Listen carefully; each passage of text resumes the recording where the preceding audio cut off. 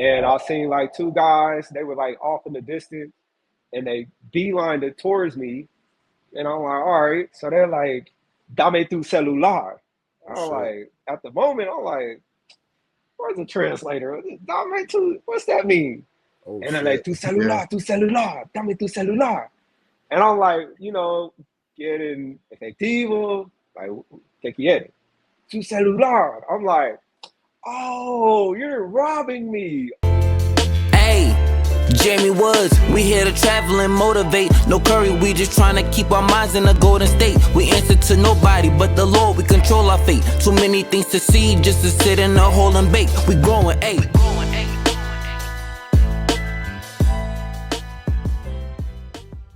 And hey, the Dominican Republic is what I used to call my home country, bro. Because we got to talk about how I started traveling. Because let's just get into that. Let me tell you this story, bro. So yeah, when I was in Dallas, I told people like, man, I'm from Kansas. In Kansas, we only had it was black people, white people, and Mexicans.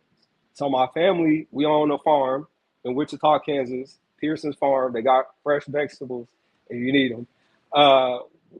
That's what we experienced was black, white, Mexican. And at the farm, we had Mexicans who, you know, raise horses. My father, he raised horses. He still races them to this day out of Oklahoma. We grew up side by side with Mexicans, but I still didn't really understand the Latin culture just like that. Till I went to Dallas and I got a girlfriend who was Mexican, right? So, like, she's a super pretty girl, and we had just started dating, and it was around her birthday. And she was like, Chris, I want to go to the Dominican Republic. Oh, boy. I'm from Kansas, bro. Before, I swear to God, I only had been to Kansas, Oklahoma, and California my entire life, and Texas. 4 states, that's it, okay? So when I met this girl, I had just, like, graduated with my MBA, and I had a little money to myself. But when she hit me with, I want to go to the DR, I didn't even have a passport. So the girl's like, hey, I'm going to the DR. So, like, you know, when you got a baddie, you always thinking like, hey, bro, I don't want nobody else to move in on my girl over nothing dumb like a passport. So she told me that I could get my passport in a day. I didn't believe it. So she told me how to do it, and I went. I was able to get the passport in a day. So I remember going to the DR for the first time, bro. And those guys that would come up to me talking Spanish, I'm like, why the fuck they talking to me in Spanish? And then, no habla español. Ay, qué pena. Hermano, tiene que aprender tu español. And I'm kind of like, what? They probably thought and then I kind of see them like talking to my girl on the side. And I'm like, they trying to holler at you in Spanish, huh? She's like, yeah, they are. But I started seeing people who look like me, right? And that's when that kind of obliterated my whole black, white, Mexican thinking. Because I'm like, bruh, there's people who speak Spanish who look just like me. And I know like up in New York, y'all are used to that. But again, in the Midwest, in Kansas, no. Like we are like that Kansas, Oklahoma area, that's Trail of Tears area. So like my family, we came from all that. That's where our features come from. That's where our color come from. But like that black stigma, and I'll say like black and white are not real terms of identity. They're terms to identify privilege and disenfranchised. That's it. But it's not a real identity. So when you see somebody in the DR who looks just like you, they're speaking Spanish, that little moment right there was like, that really made me think about, okay, like what is it to this travel stuff and what is it that I can learn when I go to another country? So another byproduct of travel is I think is that mental awakening, because like, you know, they say that our minds develop fully at 25, right? And then at that moment, I think we can start processing what the world really is. And you need another perspective other than your own or the ones that you're accustomed to understand how the world really functions so you can know how to live the version of life that you want to live. Yeah, no, I definitely am. I'm in agreement of that, man. And I feel like that was same thing with me, man. The more I travel, the more I feel like I learn about myself. especially solo traveling. I think that's one of the beauties of Mm-hmm. solo traveling is when you out to these places by yourself. I feel like you learn more about yourself solo traveling than anything, because you're For putting sure. yourself in a very uncomfortable situation because you don't know Mm-hmm. anybody. You probably don't know the language. You probably don't even know the traditions and the customs and the culture. So you out here just lost in the sauce. You know what I mean? Trying to figure things out. You know what I mean? Mm-hmm. And it's a beautiful thing. It could be a little bit messy in the beginning, but it's a Yeah, beautiful thing. And I learned so much about myself and about the world through doing these vacations and travels. for sure. Because yeah, when you solo travel, I think it tests your wits a lot. Yeah. Because how do you plan? Do you know how to connect? Do you know about this city? When you get there, do you know how to socialize? Do you know how to keep yourself out of harm's way? And like my father is a Navy veteran. He's a Navy combat veteran at that. So like a lot of the things that he taught me about being aware, I'm able to deploy those as I'm traveling by myself. That doesn't mean that I haven't had my own experiences, because I have. I had an experience in Medellin. It was like 8 o'clock in the morning, and like I'm an early bird, and I was out at a park. I was on the phone, and I seen like two guys. They were like off in the distance, and they beelined it towards me, and I'm like, all right. So they're like, "Dame tu celular." I'm Sure. like, at the moment, I'm like, "Where's the translator? Dame tu, what's that mean?"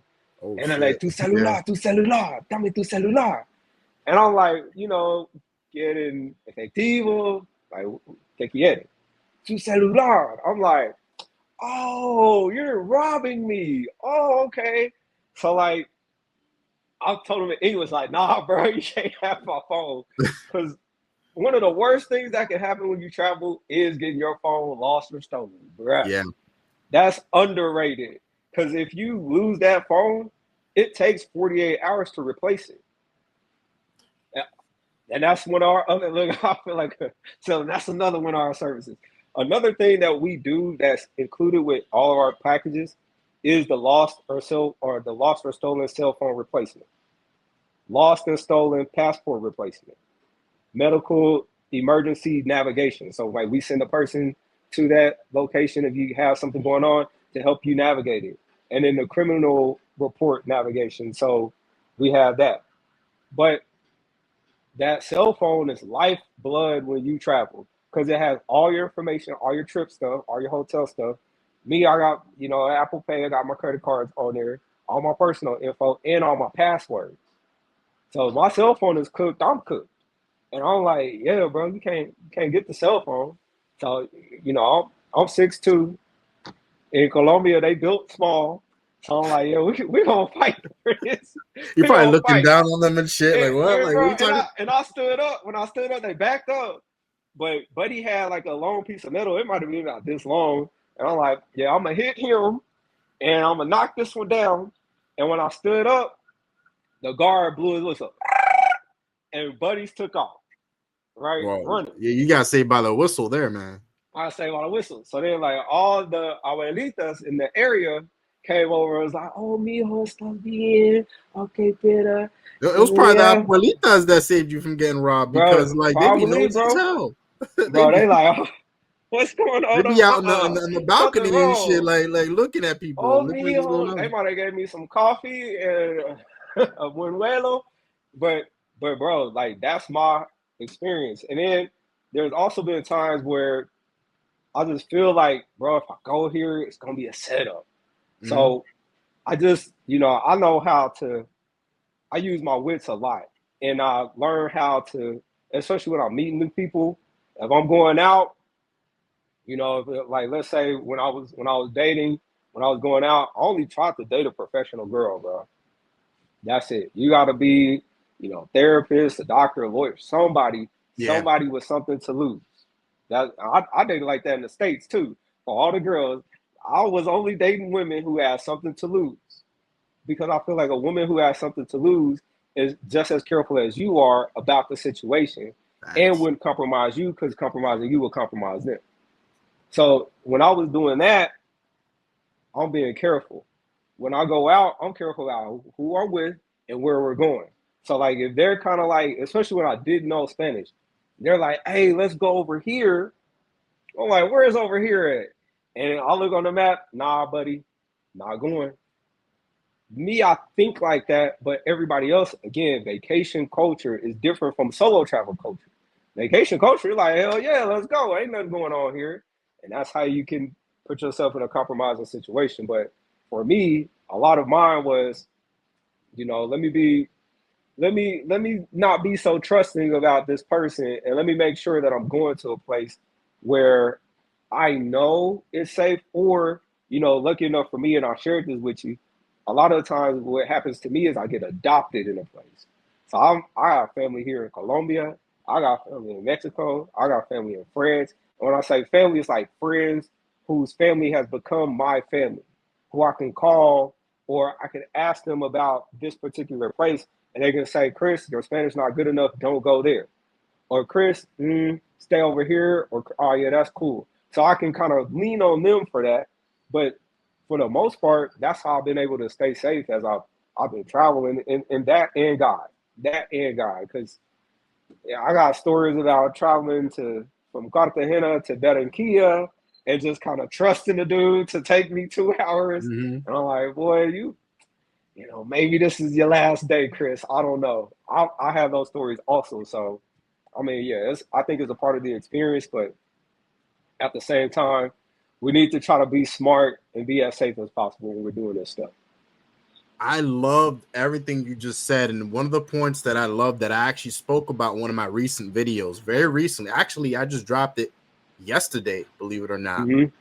I talked about how basically I talked about like the red flags to look out for when you're meeting women overseas, because I like doing videos like that, man, because the thing is, some of it seems common sense, but people still don't know any better. For whatever reason, I'm not judging anybody, right? But Can I answer the reason?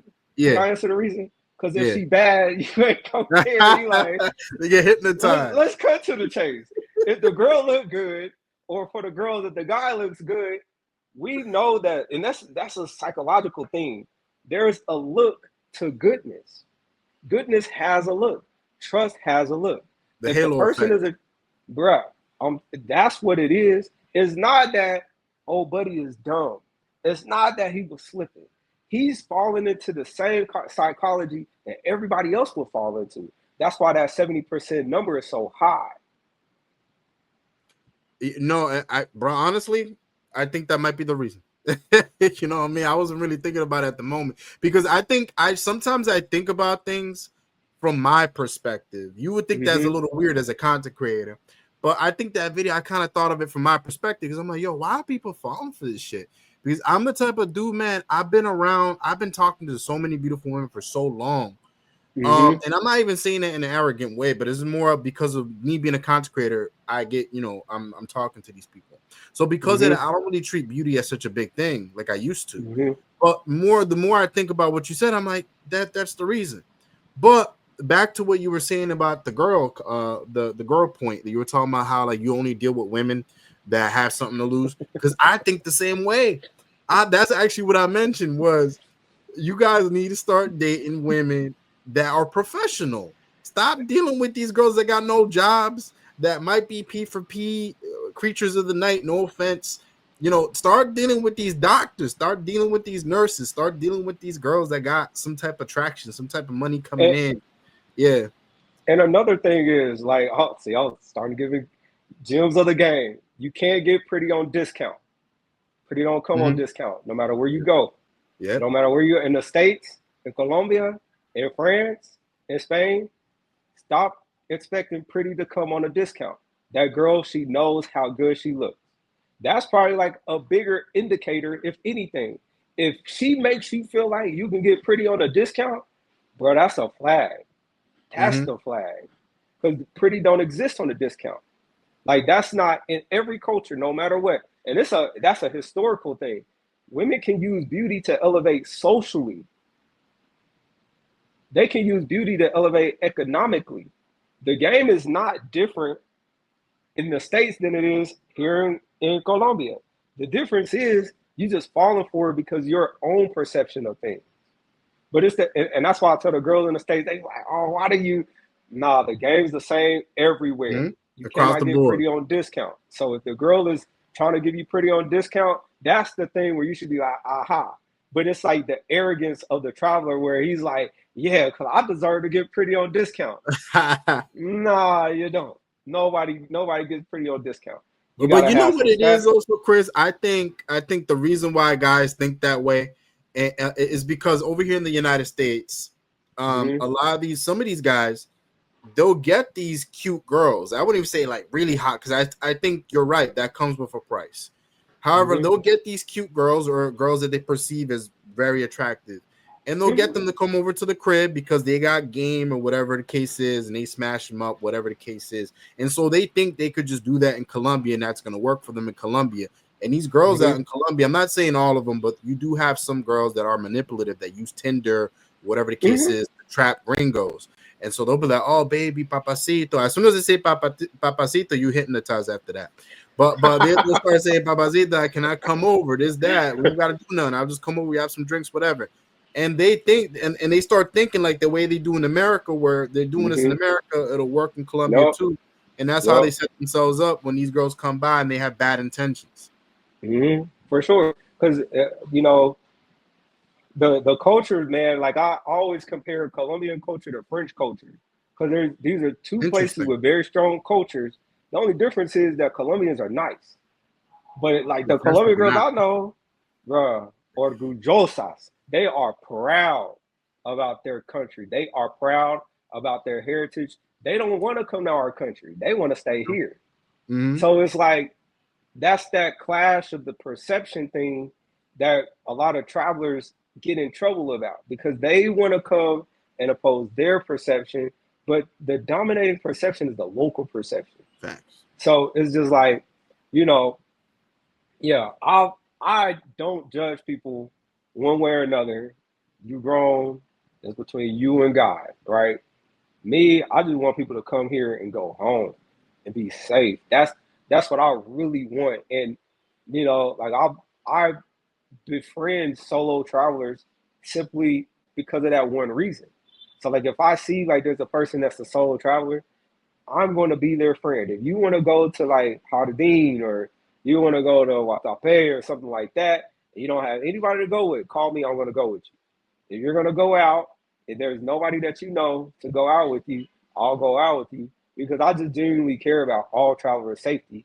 And I want everybody to have that story to tell, you know, when at the end of their lives, they're like, man, I remember I went to Colombia, it was lit, I did this, and this, and I'll never forget it. I want everybody to have that experience and be able to go home and come back and experience more.